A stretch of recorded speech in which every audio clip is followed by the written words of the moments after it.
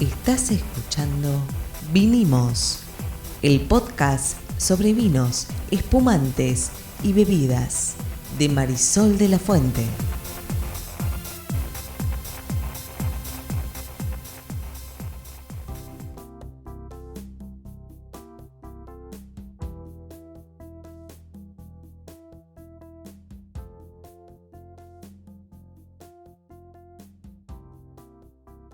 Mi nombre es Marisol de la Fuente y soy Sol Sommelier. Y yo soy Ariel Torres y soy el que hace las preguntas del que no sabe en este podcast de vinos y bebidas de Sol. ¿De qué vamos a hablar hoy? De las burbujas del mundo. Ajá, ok. ¿Sabes qué es el nombre de banda? No, las burbujas del mundo. Es nombre de banda de rock psicodélico de los 70. ¿Sí? Ay, yo pensé en unicornios. No, yo no. Unicornios, burbujas, globos. Ok. ¿No? No, pero no Yo, se asusten. digamos, todo bien. Yo no. No se asusten. No vamos a hablar ni de unicornios ni de... ¿Qué eran? Bubbles of the World. Bandas de rock. El nombre de una banda de rock.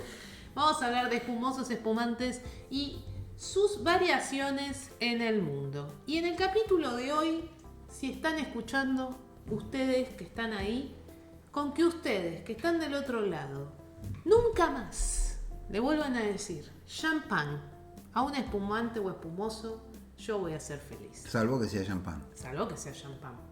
¿Qué es un champán, Torres? Un espumante de la región de Champagne en Francia. Muy bien. Después de tanto tiempo quedó fijado el concepto finalmente, tal cual. Nosotros cuando hablamos de champán, cuando hablamos de prosecco, cuando hablamos de cava, estamos hablando de espumantes que tienen una denominación de origen controlada. Se producen en un lugar del mundo con una serie de uvas en particular y con un proceso productivo en particular. Eso es la denominación de origen controlada. Exactamente. Entonces, ¿Que la emite quién? el organismo regulador de cada una de las regiones vitivinícolas. Por ejemplo, en nuestro caso en Argentina, nuestro organismo regulador es el INB, el Instituto Nacional de Vitivinicultura. ¿Y el INB es el que emite estas regulaciones, Sí, estas denominaciones? Bueno, el organismo regulador de cada país. En nuestro caso, si hablamos de denominaciones de origen controlada, hay solo dos en la Argentina, que son la de San Rafael y la de Luján de Cuyo, porque este es un formato, la denominación de origen controlada, que es mucho más de viejo mundo, es decir, de los países productores y las regiones vitivinícolas en Europa, porque es como se hacían originalmente los vinos. Los vinos no se identificaban como se identifican en Argentina por varietal, sino por regiones. Igual dos son un montón para la Argentina. La mayor parte de los países del mundo no tiene ninguna. Bueno, no, los países tienen sus denominaciones de origen. Estados Unidos tiene la suya, Chile ¿Cuántas tiene la Estados suya. Unidos? Y varía dependiendo las regiones. Creo que las AAA de Estados Unidos son unas 20 y pico. A ver, la realidad es que cada país vitivinícola tiene algún tipo de identificación. Nosotros en Argentina tenemos dos DOCs que no se utilizan mucho, porque acá, déjame que te explique qué es una DOC. Una DOC es una regulación que te dice cómo tenés que producir el vino, con qué tipo de uva, de dónde lo tenés que hacer, es decir, regula todo el proceso productivo. Y acá nosotros somos un poco más libre albedrío, entonces los productores y las bodegas buscan diferenciarse por las características de los vinos. De hecho, la DOC más popular acá es la de Luján de Cuyo, y si no recuerdo mal, creo que hay 7 u 8 bodegas solamente que hacen algún vino DOC. ¿Viste esos vinos que aparecen a veces en el súper que dicen DOC? Uh-huh. Bueno, DOC es denominación de origen controlada. Nosotros sí en Argentina estamos digamos, haciendo crecer lo que se llaman identificaciones geográficas, que es un poquito distinto. Sí, claro. La identificación geográfica te dice que ese vino va a tener ciertas características porque fue producido en una determinada región del país, ¿sí? Y hay en este momento un poquito más de 100 identificaciones geográficas en Argentina. Pero la DOC, o AOC, por como se llama en Francia, es algo completamente diferente. Es una regulación muy estricta de cómo debe ser hecho el proceso productivo para que vos puedas poner ese nombre en la etiqueta. Y este es el caso del champán. El champán es un espumante, como vos decías. Yo digo espumante para los que están escuchando y me están criticando en este momento. No hay nadie criticándote. No importa, pero por las dudas lo vamos a aclarar. ¿Espumante o espumoso? Sol, ¿cómo se dice? ¿Se dice espumante o espumoso?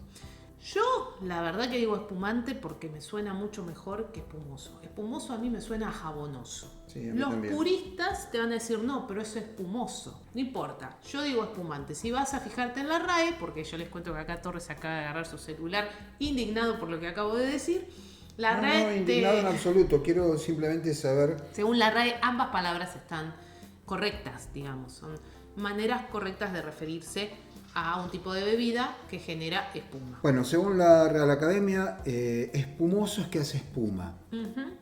Y espumante es un vino espumoso. O sea que la palabra correcta Es espumante para mí. es espumante o si no, vino espumoso. Ok. ¿Ok? Pero, de todas maneras, el No lenguaje nos no, vamos es a solamente... pelear con todo lo No, que... no, no, no. En absoluto, hay cosas más importantes por las que pelear, pero a lo que voy es, el lenguaje no es solamente lo que dice el diccionario acerca de una palabra, también tiene que ver con cómo suena. Y los usos. Y jabonoso y espumoso están muy cerca. Para mí sí. Y me punto. suena que me estoy tomando un skip y la verdad no. Y no. Entonces yo digo espumante. Exactamente, pero bueno, dejando de lado eso. Volvemos al champán. Entonces el Sí. champán es un espumante de la región de Champagne en Francia hecho con el método champenois tradicional, que recordemos es la segunda fermentación en botella. ¿Con qué uvas? Pero además está hecho, gracias por el P, con Chardonnay, Pinot Noir y Pinot Meunier. Pinot Meunier no existe en la Argentina, por ejemplo. Meunier, sí. Meunier. Y lo que indica también, en general, una DOC o una AOC, es que el vino debe ser, las uvas deben ser de ese lugar y el proceso productivo debe ocurrir en ese lugar. ¿Sí? Ese sería el caso del champán, por ejemplo. Ahora, pregunta, ¿la denominación de origen fue posterior a la fama mundial del champán? Primero nació el champán, luego el champán se hizo famoso, luego impusieron esto, Sí, de tal claro. manera que nadie puede usar la palabrita champán, como no pueden usar la palabra Roquefort. Roquefort. Exactamente, Roquefort, para cualquier queso que tenga ciertos hongos que lo vuelven azul. Exactamente. Así que en realidad lo de las denominaciones de origen controladas van a tener alguna clase de peso sobre el consumo, sobre el mercado, sobre el consumidor, sobre el cliente, etcétera, en tanto tengan alguna relevancia. Si Por yo hago una supuesto. denominación de origen controlado de un vino que a nadie le importa, no le importa tampoco a nadie la denominación. Es probable. Lo que pasa es que vos estás hablando de lo que ocurre hoy y acá deberíamos remontarnos a cuando nace la vitivinicultura en Europa y las distintas regiones empiezan a tratar de diferenciarse, ¿no? Y ahí además aparecen los chateaux, que básicamente eran antiguos monasterios o castillos, y bueno, empieza a haber esta zonificación que lo que permite en realidad es decirle al que consume, yo hoy quiero, hoy estamos tomando un vino de Rioja, que va, esa palabra o ese lugar significa un montón de características, o de Burdeos, o de Borgoña, o de Champagne, o de Luján de Alsacia, o de Luján de Cuyo. Ese lugar y esa DOC representa un montón de atributos. Desde luego, después está esto que vos estás diciendo, que es la diferenciación comercial, porque yo también digo, ¿significa que un champán, por tener estas características, es mejor que un espumante que se hace en Argentina? No. Sí es cierto que ellos tienen ahí varios cientos de años produciendo, que nos aventajan en ese sentido, pero eso no significa que vaya a ser mejor o que te vaya a gustar más. Nosotros tenemos grandes productos que son espumantes que hacemos aquí en Argentina o en otros de los países vitivinícolas. Sí, yo vuelvo sobre algo que ya conversamos una vez en este podcast, lo digo muy al paso porque ya lo dijimos alguna vez. Yo creo que también tiene un lado negativo esto de las DOC y es que todo bien con que tengan cientos de años haciendo champán, pero están haciendo siempre lo mismo. Mientras que la otra Sí, claro. versión de la historia es mucho más innovadora. De golpe alguien te hace un espumante que sinceramente es, no voy a decir mejor, es muy difícil en vinos decir No, mejor. pero que es muy rico, que Pero todo bien con muy los especial. siglos de experiencia que vos tengas claro. haciendo champán, pero es champán. Y es champán, fue champán y va a seguir siendo champán. Sí. Mientras que Con lo bueno y con lo malo, digamos. Con lo bueno y con lo malo, mientras que el champán por sí fue una innovación. En su momento, sí, por Entonces, supuesto. si hubiera habido una denominación de origen... Más que una innovación, perdóname, fue un descubrimiento, ¿no? Pero sí. Bueno, está bien, un descubrimiento es una innovación. Si hubiera habido alguna clase de restricción a cómo se hacen las cosas, tal vez nunca el tipo se hubiera dado cuenta de que esta mezcla producía burbujitas. ¿está bien? Entonces, yo no soy un fanático, pero bueno, de todas maneras hay que conocerlas. Por Vamos a supuesto, eso. ¿por qué? Porque cuando vos compras ese producto, salgámonos del mundo de las burbujas y nos vamos al mundo de los vinos, vos sabés que ese vino, que es lo que un poco pasa con el consumidor en Europa, vos sabés que ese vino va a ser igual todos los años, porque cumple a rajatabla las características. No importa cuál es el corte de uva después que está dentro, hay uvas permitidas además para cada uno de esas denominaciones. Lo que importa es mantener el estilo, mientras que cuando vos vas cambiando y vas moviendo un poco el estilo de acuerdo a la añada, de acuerdo al clima, de acuerdo a que cambió el estilo o cambió el enólogo, bueno, por ahí es menos predecible. Pero de vuelta, los pros y los contras de los dos modelos. Ahora, si hablamos de burbujas, ¿cuáles son las otras grandes burbujas famosas con denominación de origen? Bueno, una es champán. Una es champán, esa es la más conocida, Uh-huh. todos le decimos champán, no vamos a tomar un shampoo. La verdad es que técnicamente no es lo champán. que hacemos nosotros no es champán, es espumante o espumoso. Pero bueno, si algún amigo vecino nos dice me voy a tomar un champucito, igual lo perdono porque sé que digamos, sé lo que quiso decir. Entendimos, claro, correcto. Pero hay más, ¿cuáles son? Bueno, tenemos por ejemplo los españoles, los cava. ¿Cava con B corta o con B larga? Con B corta. Con B corta. Igual que la cava donde se guardan los vinos, ese se hace en la región del Priorat, en España. Y por ejemplo, eso tiene interesante que se hace con 3 uvas que no existen en la Argentina: Parrellada, Macabeo y Sarelo. Y también es un método champenois, un método tradicional. Entonces vos fíjate, esa denominación se hace con uvas que crecen, que se cultivan en realidad en esa región, y también sigue una serie de reglas del proceso productivo. ¿Sí? Igual si yo trajera las uvas acá no sería cava porque cava, porque no está en ese lugar. Claro, tiene que ver con el lugar. Tiene que estar en ese también. lugar, Sí. Exactamente, con un suelo que de grava, que tiene ciertas características, etc. Sí, y además te evita el que vaya alguien que tenga suficiente capital y te compre la denominación y lo hace en Lanús. No, claro, no sirve. funciona así. Tiene que ser en ese lugar, bueno, pero por bajo algo un proceso productivo en particular. Exacto. Otro que es conocido, que me parece que muchos acá, por nuestros orígenes, escuchamos, conocemos o replicamos. El Prosecco. ¿Qué es un Prosecco? Es un espumante hecho en la región de Glera con una uva que se llama Glera en Italia. Solamente se usa esa uva y en ese caso, por ejemplo, no pide que sea método champenois, puede ser método Charmat, que es, acuérdense, segunda fermentación pero hecho en tanques en vez de dentro de la misma botella.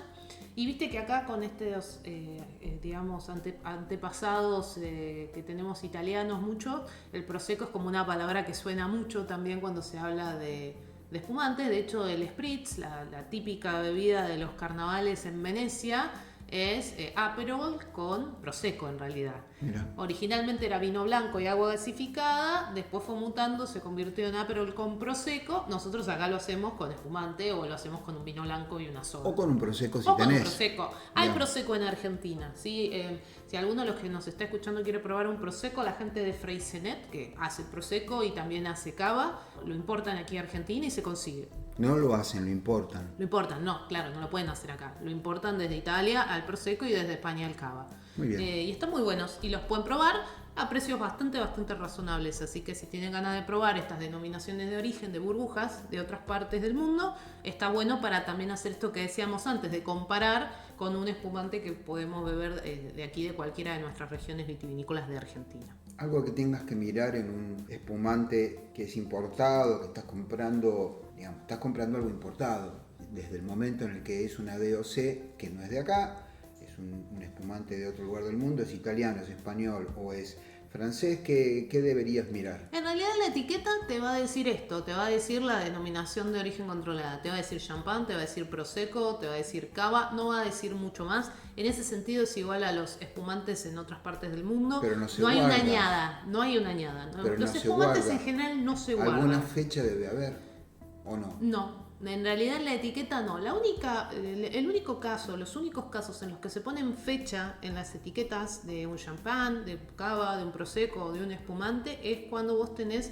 una añada muy especial, muy característica, lo llaman como una añada destacada, y son los milésimes, que es un tipo de clasificación. Un champán, un espumante, un cava, un prosecco, milésime en realidad tiene añada porque se considera una añada extraordinaria en cuanto a fruta y en cuanto a lo que surgió de ese proceso productivo, y son los únicos a los que se le pone año en la etiqueta. En general, te diría que los espumantes no se guardan, se consumen en el año, 2 por eso lo años, decía, sí. no son productos que sean de guarda. Sin embargo, ha pasado y pasa que tal vez guardas alguna gran casa de champán durante tiempo. De hecho, hay champáns añejados, lo abrís y está muy bien, porque en realidad es un vino. Si vos tenés un muy buen vino del vino base y está bien conservado, puede llegar a evolucionar en muy buenas condiciones. Pero no es lo habitual que se guarde un espumante, ¿sí?